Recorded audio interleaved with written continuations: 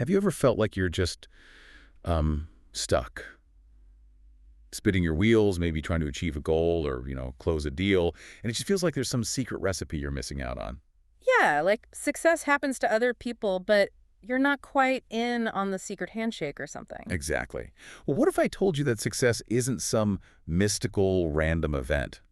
What if it actually leaves clear, undeniable tracks that anyone, really with the right map, can follow? That's a powerful idea. Welcome to the deep dive. We cut through the noise to get straight to the insights that can, well, genuinely transform how you think and act. And today, we're taking an in-depth look into Brian Tracy's The Psychology of Selling. Now, this isn't just another sales book. It's actually the written version of a massively successful audio program. It's been translated into 16 languages, used in 24 countries. And get this, it's credited with helping more salespeople become millionaires than pretty much any other sales training process out there. That's quite a claim. It really is. So our mission today is to extract the absolute core ideas, the surprising strategies, and the concrete techniques from Tracy's work. We want to understand how top salespeople think, how they act. And more importantly, give you a kind of shortcut to applying these proven methods, not just in sales, right? But in any area of your life or career where you want to achieve more. Precisely. Okay, let's unpack this then. Brian Tracy suggests success isn't an accident, it leaves tracks. So what exactly are these tracks, and can anyone really follow them to their own version of success? Well, what's truly fascinating here, and Tracy makes this his foundational argument, is that the source of all success, particularly in selling, it's primarily mental. Mental, not like who you know or where you went to school. Nope. It's not about those external factors, family background, education, connections. He actually points to a Harvard study, a big one, 16,000 salespeople. Wow. And it concluded that the fundamental qualities for success, they're all internal, psychological ones. So it really is all in your head then. Well, it's incredibly empowering, but maybe also a bit daunting if you're starting from a place of self-doubt. Right. But here's the key thing, Tracy argues. These aren't innate qualities you're born with. They're skills. Skills. Okay, learnable skills. Exactly. Think of it like building a skyscraper. The taller the building you want your bigger life aspirations, the deeper and stronger the foundation you need, right? Makes sense. That foundation is built on knowledge and skill, sure, but crucially, on these psychological qualities. And here's the real aha moment. These qualities are not fixed. They are entirely learnable, adaptable. You can strengthen them through practice. So we're not just stuck with the mental hand we're dealt. Not at all. He contends most people only use about maybe 10% of their potential. There's this vast untapped reserve, unlocking that extra potential. That's how you move into higher income brackets or achieve those bigger goals. That's an incredibly empowering thought. Yeah. It suggests we have way more agency than we often realize. But if our self-concept, as Tracy calls it, is acting like an income thermostat, setting this internal comfort zone for earnings, how do we actually nudge that thermostat up? Yeah, that thermostat idea is powerful. I know I've felt that burning a hole in my pocket thing if I got an unexpected bonus. It's almost like my subconscious was scrambling to get back to what felt normal. Yeah. It's kind of eerie how accurate that feels. Absolutely. It's like our financial GPS has a default setting, and we often don't even realize we can reprogram it. Tracy highlights how our self-concept dictates so much, right down to income. So if you earn, say, 10% more, You'll subconsciously find ways to spend it, or maybe even sabotage things slightly to get back in that zone. Earn less, and you'll feel this internal push, this scramble, to get back up to that comfort level. And he connects this to Louise Hay's insight, that core problem for many people being that underlying feeling of, I'm not good enough. That creates these self-limiting beliefs. which aren't necessarily true, right? Exactly. That's the critical takeaway. These beliefs are usually just illusions, constructions, not facts. And they can absolutely be replaced with more empowering ones. Okay, so self-concept is the income regulator, but then there's self-esteem, how much you like yourself. That seems even more fundamental, like the engine driving everything. It really is. The source shares this really vivid story about a salesperson who makes one good sale, and suddenly their sales for the whole day just spike. It's not the market changing, it's them. Their self-concept, their self-esteem just shot up. It's such a direct link, isn't it? Self-esteem, simply put, is how much you like yourself.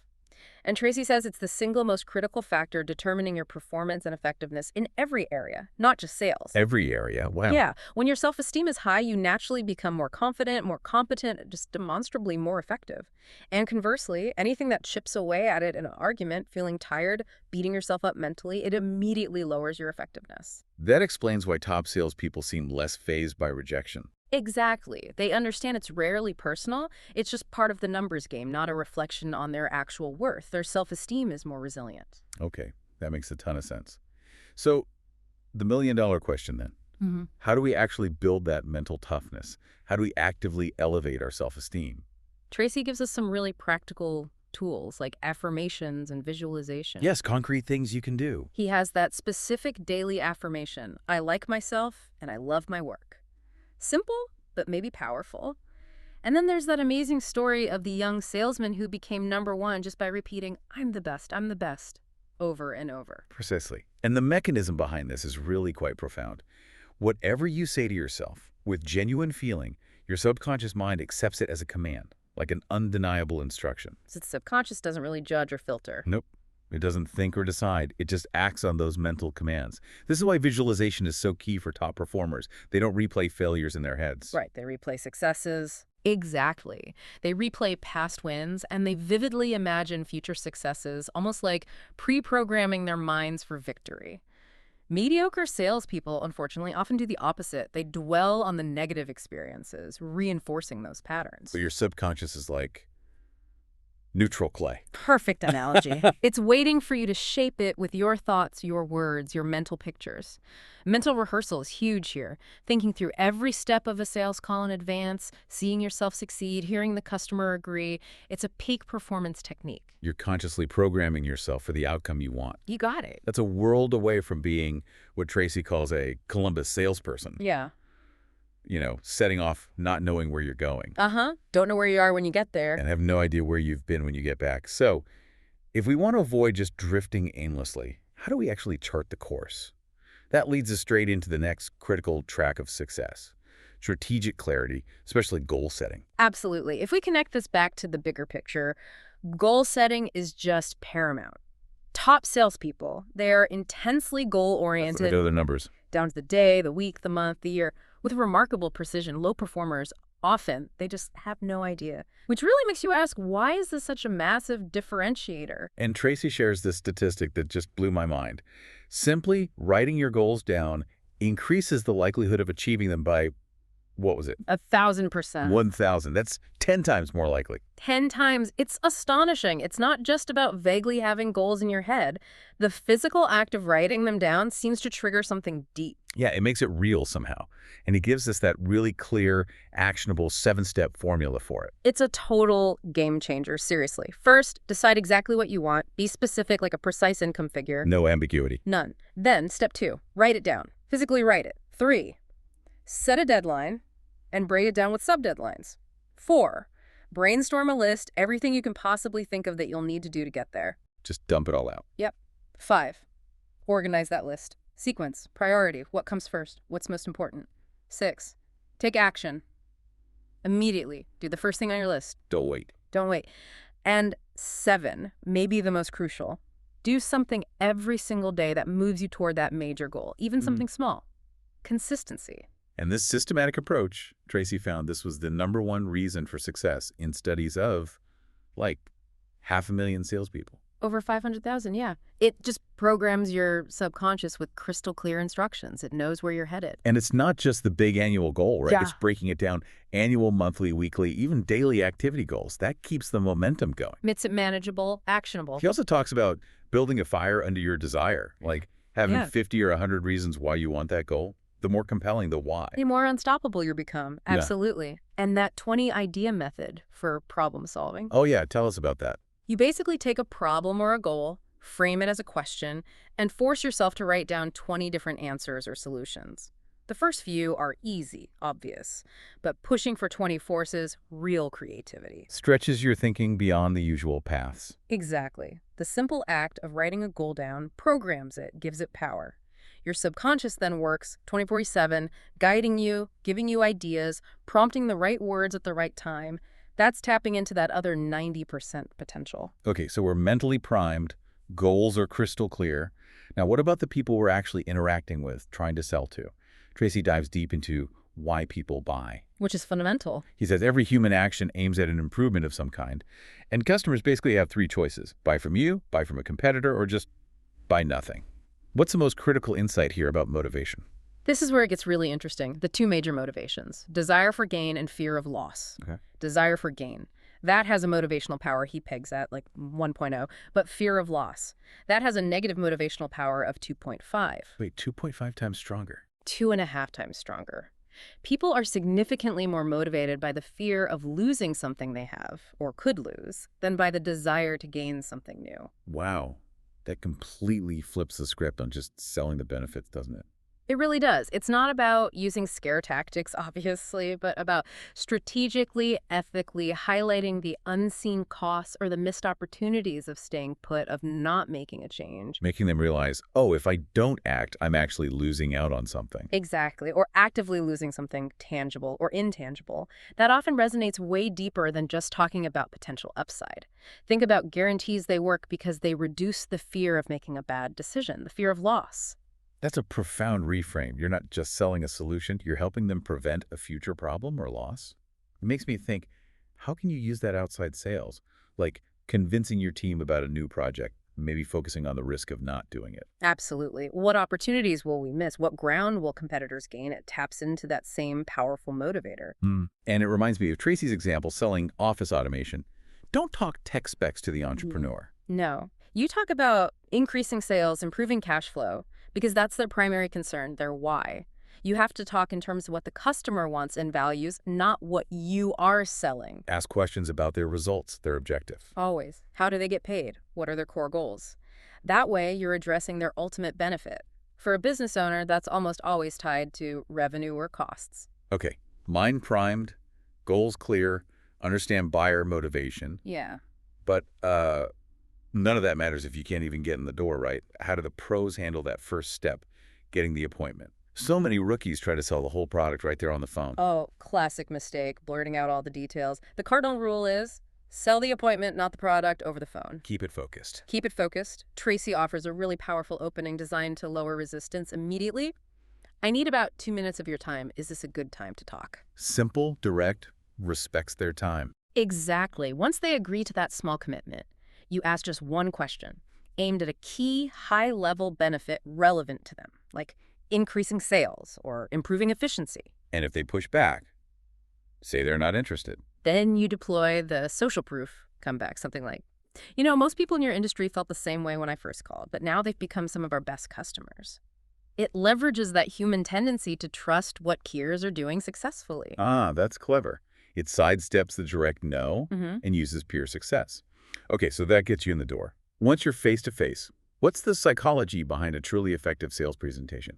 What does a prospect need to feel before they'll even really listen? Right. Before they'll truly open up, they subconsciously need to feel sure about 5 key things. 5 things, okay. 1, that you have something genuinely important to share. 2, that you're actually talking to the right decision maker. 3, that this meeting will be relatively short, respecting their time.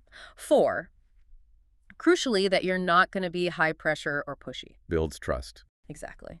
And 5, that you are a knowledgeable, competent professional who knows their stuff. When those 5 conditions are met, their natural resistance just drops significantly. They become receptive. And the power of a planned presentation. Tracy says it's, what, 20 times more powerful? 20 times! Compared to just winging it, that Corning glass story with the safety glass and the hammer, such a perfect example. Right. He hits the glass first to show it won't break. Demonstrates the benefit visually, powerfully. Then he hands the hammer to the customer, gets them involved. Brilliant. It illustrates 2 critical points. First, the person asking the questions controls the conversation. And second, getting the prospect actively involved is absolutely key. Don't just talk at them. And listening effectively is tied to asking questions. Absolutely. Tracy details 5 keys. Listen attentively, like really focus. Pause before replying, don't just jump in. Question for clarification. How do you mean exactly? Paraphrase what they said in your own words to confirm you understood. And allow for comfortable silence. Let them think. Let them elaborate. Asking a question is like grabbing them by the lapels, he says. Focuses all their attention. It does. And remember, visual aids, 22 times more impactful than just talking. Our eyes have way more nerve connections to the brain than our ears. Show, don't just tell. Makes sense. Okay, beyond the words and the questions, just your presence itself plays a massive role, this power of suggestion. It's fascinating that 95% of a first impression comes down to your clothes, simply because they cover 95% of your body. It's kind of astonishing, isn't it, how much visual weight that carries? Professional presence involves several things. Your dress. Obviously, Tracy even recommends reading 2 books specifically on business attire. Seriously, okay. Yeah. Then your grooming, neat, tidy, nothing distracting. Your voice strong, clear, confident. Practice it. Your attitude upbeat, positive. Your body language. Like posture, handshake. Erect posture, firm handshake. Lean forward slightly to show engagement. Avoid barriers like sitting behind a huge desk if you can. Even your workspace, a clean, organized desk. People who work from clean desks are often 2 or 3 times more productive. It projects competence, Creates an impression of value around everything you do. including your product or service. It all sends subtle signals. I remember Tracy's story about the salesman whose sales dropped as his hair got longer. Bounce right back when he got a professional haircut. It's a stark reminder that every little detail counts, subtly shaping perception. Okay, and finally, a really powerful insight. Adapting your approach based on different buyer personality types. Tracy outlines 6 main profiles. Yeah, and this brings up a really important question for you, the listener. How adaptable are you? Most successful salespeople naturally lean towards being socializers or directors. But to really excel. You need what Tracy calls personality flexibility, the ability to shift your style to match the buyers. Makes them more comfortable, more receptive. Okay, so what are the types, briefly? Well, there's the apathetic buyer, genuinely negative, indifferent. Tracy's advice: politely move on, they won't buy. Don't waste time. Right. Then the realtor buyer needs to be liked, worries about others' opinions, seeks harmony, strategy, focus on social proof, other happy customers, testimonials. Makes sense. Then the socializer. Outgoing, extroverted, achievement-focused, likes talking about themselves, about you, fun, but might forget details. So the key is, understandings prevent misunderstandings. Get agreements down on paper right away. Got it. And the director. Or task-focused buyer, busy, impatient, wants to cut to the chase. Focused on results, the bottom line. Strategy, get straight to the point. Focus on measurable benefits, quickly. No fluff. No fluff. And finally, the analytical buyer. These details, proof, data. Wants specifics, not generalizations. Strategy, slow down. Provide lots of facts, figures, evidence, be precise. Understanding these types lets you tailor your communication. Dramatically increasing comfort and the likelihood of a positive outcome. It's about meeting them where they are. Wow. That's a truly comprehensive roadmap.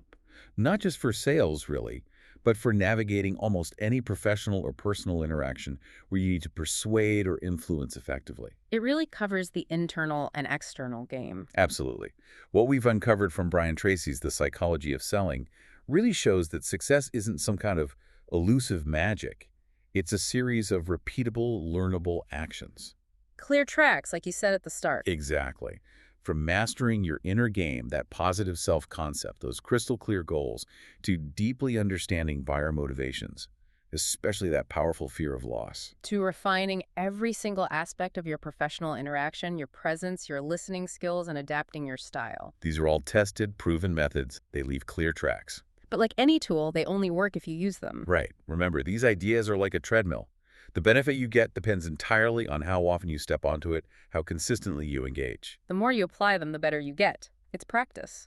And the faster you'll see those tangible, maybe even transformational results in your own life or career. Definitely. So as you go about your week, I want to leave you with this provocative thought to maybe mull over.